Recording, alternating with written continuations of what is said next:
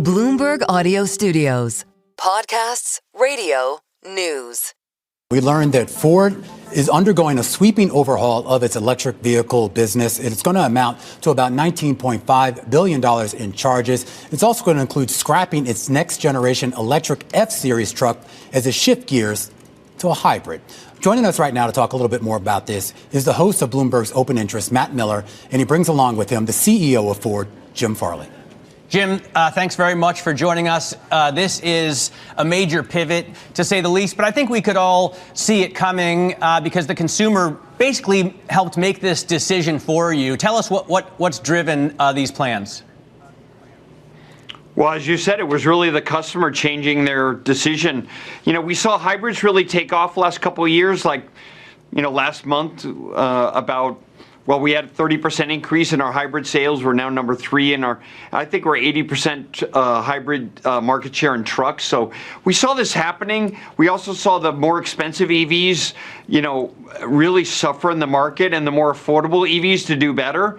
And then the last couple months really was remarkable. The EV market in the U.S. went from 12% in the industry to only 5%.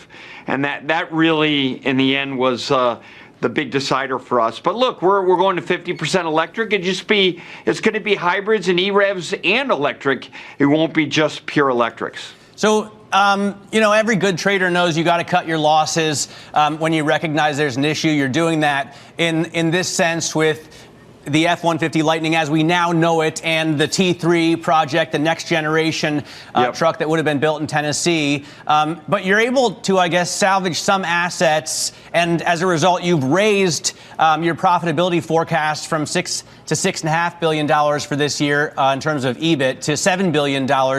Where are you gaining an opportunity from this, Jim?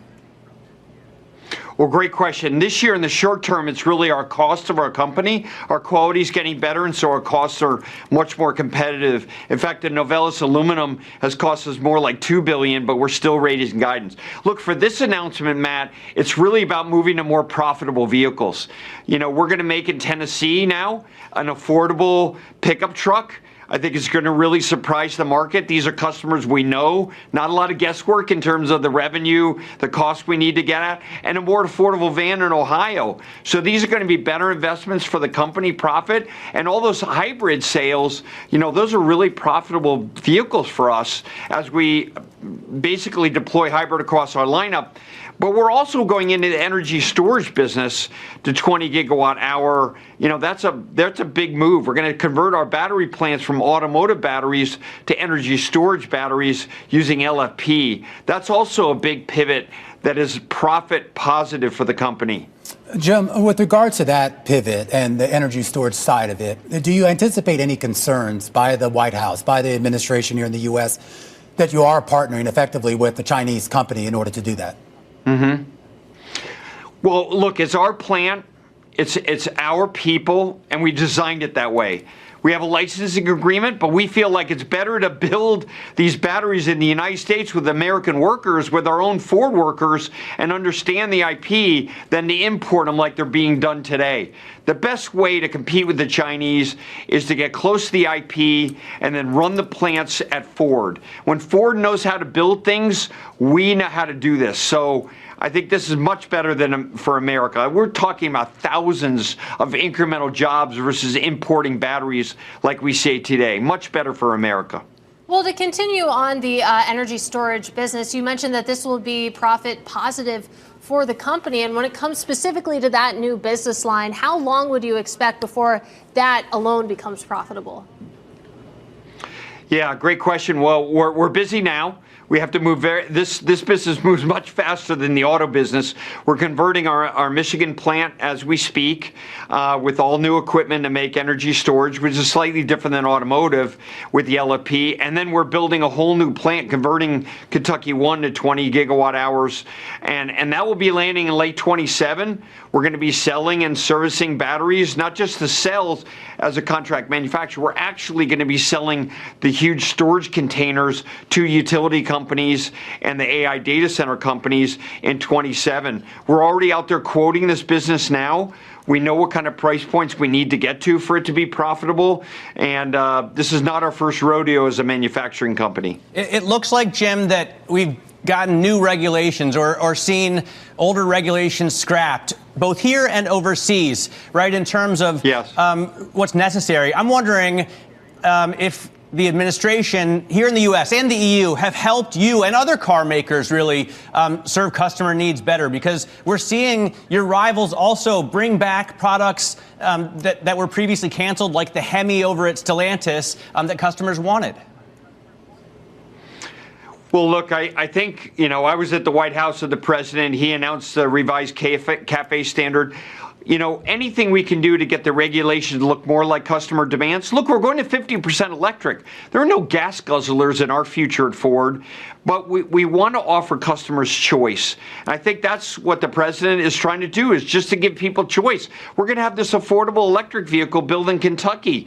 I think it's going to be a huge hit with Americans, but it's going to be part of a broader portfolio with choice. And we're seeing the same thing in Europe.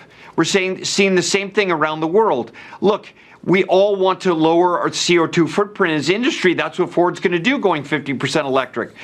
But we need to give customers choice and then use our manufacturing flexibility to go with where the customers are. And that's what this announcement is about, having optionality. Jim, though, it's not only about powertrains, right? I mean, one of the other things customers want is repairability. And I wonder if, because you already make the F-150 in Kentucky, you make it in Kansas City. My Raptor was born in Dearborn, where I was happy to pick it up years ago. But the new trucks are aluminum bodied. Are you going to be able to build steel trucks, for example, at the Tennessee plant? Oh, that's a good question. Well, I'm not going to give, because if I tell you, Matt, I'm telling all my competitors. I'm not going to do that today. All I will say is we are coming out with affordable vans and pickups that Americans are going to love. And we're the #1 brand for both those segments. And they are going to love these new products. And they're going to fit into what Americans are buying today. And they're going to be low CO2. And they're going to be more affordable. That's all I can say, Matt. I'm not going to give anything to my competitors. All right. You don't have to give anything to your competitors, Jim, but I am curious if you can just speak a little bit more to investors. First, about the $19.5 billion charge. Sure. But also, obviously, it's huge. And we talk about this idea as to whether this will be it or whether investors should anticipate potentially more costs associated with the unwind. Well, look, we're unique from our competitors. We don't have plants that are electric. We have a whole business that's electric. So we looked at that whole business and evaluated the valuation of the assets, and we made these decisions on the future products. The bottom line is the cash subset of that is about $5.5 billion of the $19 billion. And the ROI on that $5.5 billion is very attractive. These are great products. They're affordable. That's where the market is today. And we're going to have great powertrains for them, and they're going to be able to buy more affordable Ford trucks and vans than we have today. And we know there's going to be a profitable business for those out there. So this is a better allocation of capital. That $5.5 billion of cash is going to be a great investment. It didn't make sense to keep plowing billions into products that we knew would not make money. We had to make this choice. I hear what you're saying there, and certainly the market spoke, but what gives you the confidence that you think about 2029, the goal to have a profitable EV business? You've been losing billions in losses on EVs. Yes. What gives you the confidence that you'll be able to turn that around by 2029? Well, we think to make that business profitable, we have to get to a BYD cost. And so this Skunk Works project called the Universal Electric Vehicle that we're making in Kentucky, that is designed to match the BYD cost in like a Mexico. And we really believe we have that delivered. We've sourced all the parts now. We're testing prototypes. We're starting to run the production line. And so we have real confidence that we can do that. And that's why we're telling people that we think we'll be profitable. We've worked hard for the last couple of years on this EV project, and we have fully competitive costs with the Chinese. Now it's our chance to bring a pickup truck with that low-cost EV to Americans. We think it's going to be a big hit. Hey, I want to ask about the Chinese because while I love it when companies go back to steel and V8s and stick shifts and handbrakes, obviously many people are betting the future is on EVs, autonomous vehicles, and the Chinese are certainly making real strides there. As you make this pivot back to sort of the classic American pickup truck, what will you do to keep up with the Chinese as they continue to make strides forward? Make no mistake.